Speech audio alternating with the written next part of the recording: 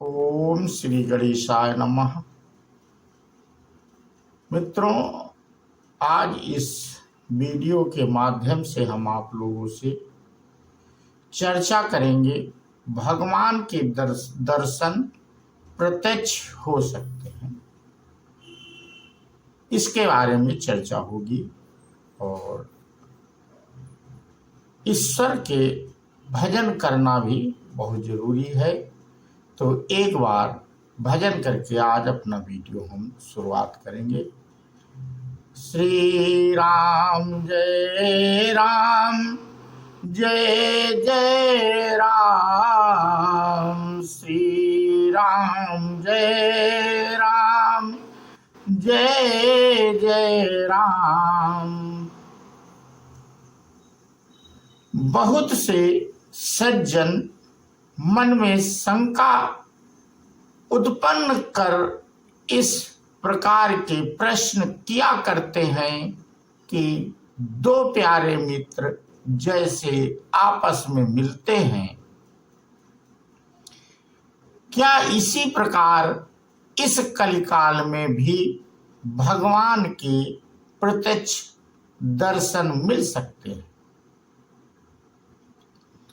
यदि संभव है तो ऐसा कौन सा उपाय है कि जिसमें हम उस मनमोहिनी मूर्ति का शीघ्र ही दर्शन कर सकें?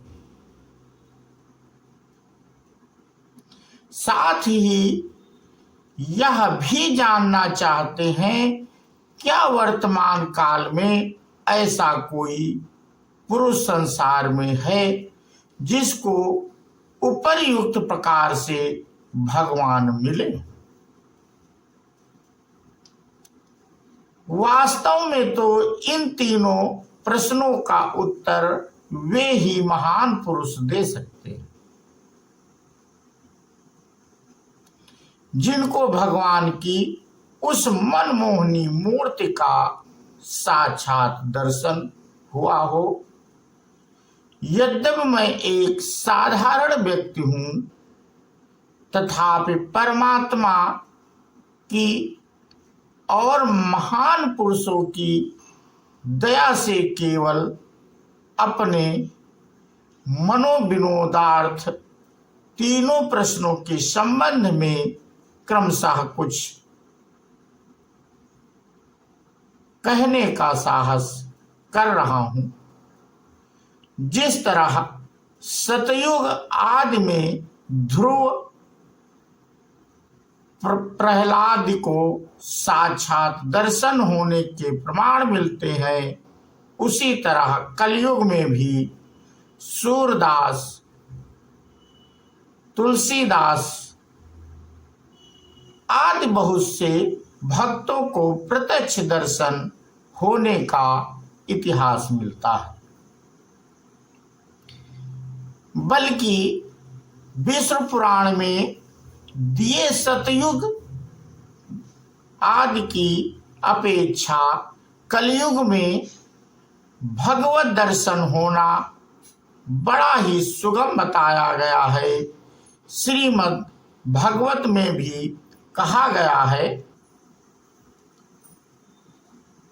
कृते यद ध्यायतो विष्णुं त्रेतायां यजतो मखये द्वापरे परचार्यां कलो तदध कीर्तनात्। सतयुग में निरंतर विष्णु का ध्यान करने से, त्रेता में यज्ञ द्वारा यजन करने से और द्वापर में उपासना करने से जिस परम गति की प्राप्ति होती है, वही कलयुग में केवल नाम कीर्तन से मिल जाती है। जैसे अरड़ी की लकड़ियों को मथने से अग्नि प्रज्वलित हो जाती है, उसी प्रकार सच्चे हृदय की प्रेम पूरित पुकार की रगड़ से अर्थात उस भगवान प्रेम में नामोच्चारण की गंभीर ध्वनि के प्रभाव से भगवान भी प्रकट हो जाते हैं। महर्षि पतंजल ने भी अपने योग दर्शन में कहा है, स्वाध्यायादिष्ट देवता संप्रयोगः नामोच्चारण से इष्ट देव परमेश्वर के साक्षात दर्शन होते हैं। जिस तरह सत्य संकल्प वाला योगी जिस वस्तु के लिए संकल्प करता है वही वस्तु प्रत्यक्ष प्रकट हो जाती है, उसी तरह शुद्ध अंतःकरण वाला भगवान का सच्चा अनन्य प्रेमी भक्त जिस समय भगवान के प्रेम में मग्न होकर भगवान की जिस तरह प्रेममयी मूर्ति के दर्शन करने की इच्छा करता है उस रूप हो भगवान तत्काल प्रकट हो जाते हैं। गीता अध्याय 11 श्लोक 84 में भगवान ने कहा है,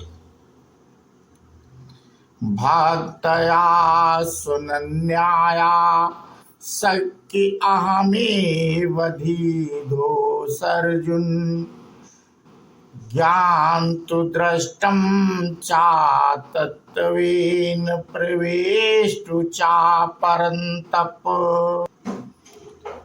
हे परंतप, अर्जुन अनन्य भक्त के द्वारा तो इस प्रकार चतुर्भुज रूप वाला मैं प्रत्यक्ष देखने के लिए, तत्व से जानने के लिए तथा प्रवेश करने के लिए अर्थात एक ही भाव से प्राप्त होने के लिए भी शक्य हूँ। एक प्रेमी मनुष्य यदि अपने दूसरे प्रेमी से मिलने की उत्कृष्ट इच्छा हो जाती है और यह खबर दूसरे प्रेमी को मालूम हो जाती है तो वह स्वयं बिना मिले नहीं रह सकता। फिर भला यह कैसे संभव है कि जिसके समान प्रेम के रहस्य को कोई भी नहीं जानता वह प्रेम मूर्त परमेश्वर अपने प्रेमी भक्त से बिना मिले रह सकते हैं। अतएव सिद्ध होता है कि वह प्रेम मूर्ति परमेश्वर सब काल तथा सब देश में सब मनुष्यों को भक्तिवश होकर अवश्य ही प्रत्यक्ष दर्शन देते हैं। भगवान के मिलने के बहुत से उपायों में से सर्वोत्तम उपाय है सच्चा प्रेम। उसी को शास्त्रकारों ने अभ्यभिचारिणी भक्ति, भगवान में अनुरक्त प्रेम भक्ति और विशुद्ध भक्ति आदि नामों से कहा है। जब सत्संग, भजन, चिंतन, निर्मलता, वैराग्य, उपरति, उत्कट इच्छा और परमेश्वर विषयक व्याकुलता क्रम से होती है तब भगवान में सच्चा विशुद्ध प्रेम होता है।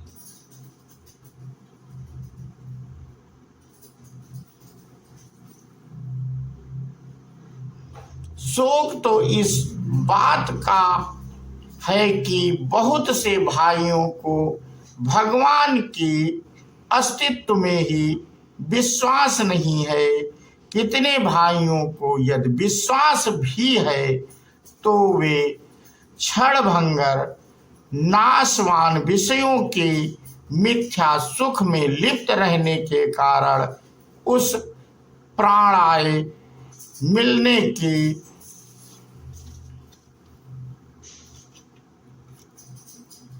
प्रभाव को, महत्व को ही नहीं जानते।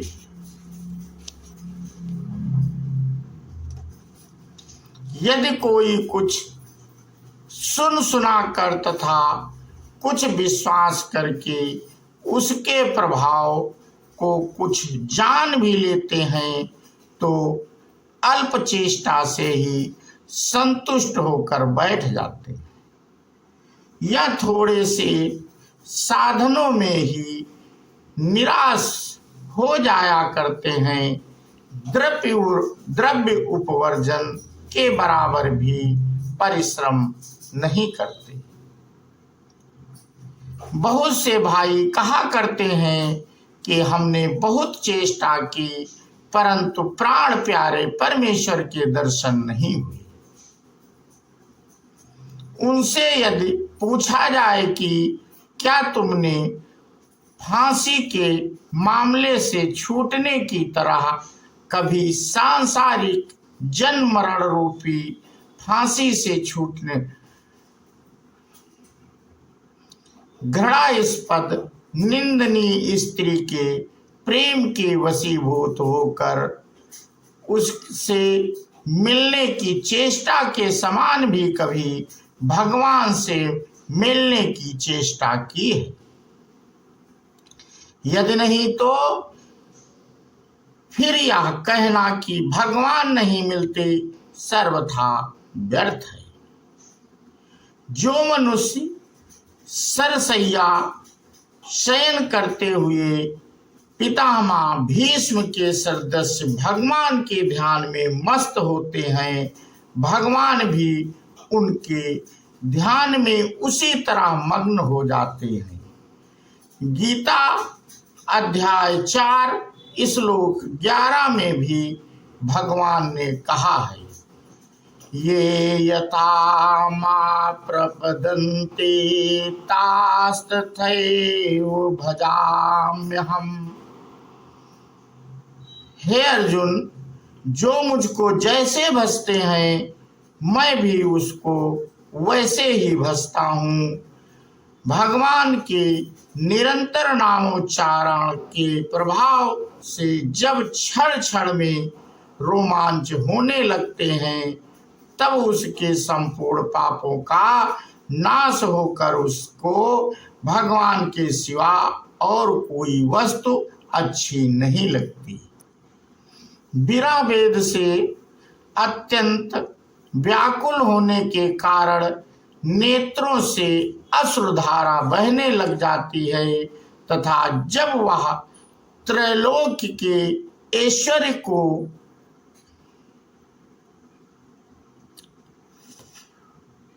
लात मारकर गोपियों की तरह पागल हुआ विचरता है और जल से बाहर निकाली हुई मछली के समान भगवान के लिए तड़पने लगता है, उसी समय आनंद कंद प्यारे श्याम सुंदर की मोहिनी मूर्ति का दर्शन होता है।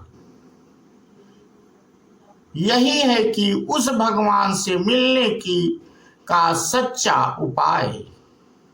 यदि किसी को भी भगवान के मिलने की सच्ची इच्छा हो तो उसे चाहिए कि वह रुक्मणी, सीता और ब्रजबालाओं की तरह सच्चे प्रेम पूरित हृदय से भगवान से मिलने के लिए विलाप करे।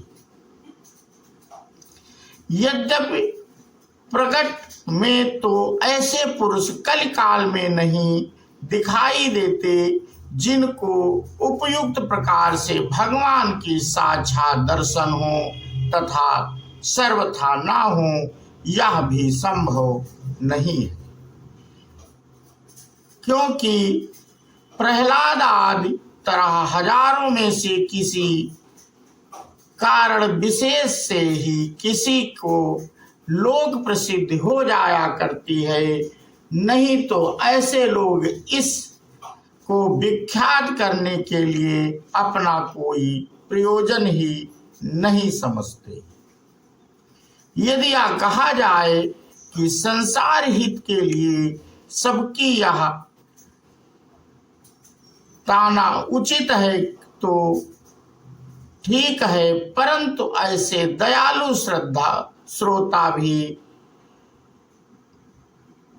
कठिन है तथा बिना पात्र के विश्वास होना भी कठिन है। यदि बिना पात्र के कहना आरंभ कर दिया जाए तो उसका कुछ भी मूल्य नहीं रहता और ना कोई विश्वास ही करता है। अब फिर रहस्यमयी बातें बताई जा रही हैं। 4 बातें सार हैं। भगवान के नाम का जप, भगवान के स्वरूप का ध्यान,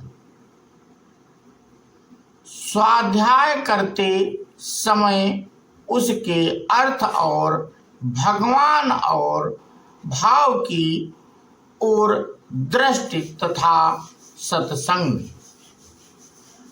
अपने मन से यह निश्चय कर लेना चाहिए कि इनसे हमारा निश्चय ही सुधार होकर उद्धार होगा। जैसे भोजन करने से क्षुधा की निवृत्ति अवश्य होती है और जल पीने से प्यासा अवश्य मिटती है, यह सर्वथा प्रत्यक्ष है। इसी प्रकार भी प्रत्यक्ष है। प्रतिदिन उसे संभाल लेना चाहिए कि आज सत्संग करने के बाद अपने में कितना सुधार हुआ, यानी कौन कौन सी बातें जीवन में धारण हुई।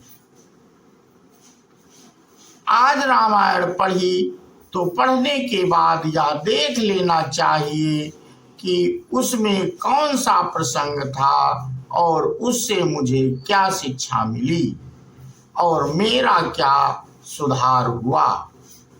आज जप किया, ध्यान किया तो जप करने से दुर्गुण दुराचारों का नाश अवश्य हो जाएगा और सतगुण सदाचार अपने आप ही अवश्य आ जाएंगे। भजन ध्यान से हम में सतगुण सदाचारों का अभिभार अवश्य होगा। जब सतगुण सदाचार आएंगे तब उनके प्रभाव से दुर्गुण दुराचारों का नाश भी अवश्य हो जाएगा। यह प्रकाश होता है, वहां अंधकार नाश होता है। इसी प्रकार जहां सतगुण है वहां दुर्गुण रह ही नहीं सकते। जहां ईश्वर की भक्ति है पाप वहां रह ही नहीं सकते। इस प्रकार समझकर हमें अपने हृदय में अंततः हमें विश्वास करना चाहिए कि ऐसे पुरुष संसार में अवश्य हैं, जिनको उपर्युक्त प्रकार से दर्शन हुए हैं, परंतु उनके न मिलने में हमारी अश्रद्धा ही हेतु है और न विश्वास करने की अपेक्षा विश्वास करना ही सबके लिए लाभदायक है। क्योंकि भगवान से सच्चा प्रेम होने में तथा 2 मंत्रों की तरह भगवान की मनमोहिनी मूर्ति के प्रत्यक्ष दर्शन मिलने में विश्वास ही मूल कारण है। तो मित्रों, आज का प्रसंग हम यहीं पे समाप्त करते हैं और आगे की कथा हम अपने अगले वीडियो के माध्यम से साझा करेंगे। बोलो श्यावर रामचंद्र की जय, हनुमान जी की जय। जय हिंद, जय भारत, वंदे मातरम।